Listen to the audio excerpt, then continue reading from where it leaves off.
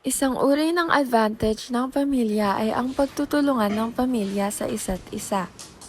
Kaya na po ba ito? Di ko maintindihan. Mamaya na lang, may ginagawa pa ako. Patulong ka muna sa tito mo. Magaling yan sa mga ganyan.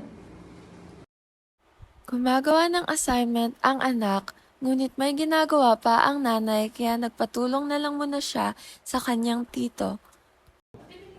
Mamaya na, tatapusin ko muna itong pinapanood ko.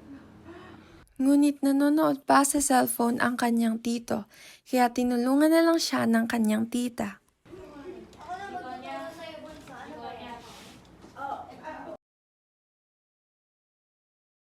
Mga disadvantage ng pamilya, kakulangan sa budget at mga dapat bayarin. Dahil may gusto akong bilhin. Nako, wala na tayong pambili. Subukan mo munang magtipid. Ba't walang kuryente? Hindi ka na naman ba nakapagbayad? Wala na tayong budget. Ano ba yan? Nanonood ako ng YouTube. Madami pa naman meron pwede pang gawin ako bukod sa panonood ng cellphone. Ate, meron ba tayong flashlight yan? Magulong pag-uunahan sa CR.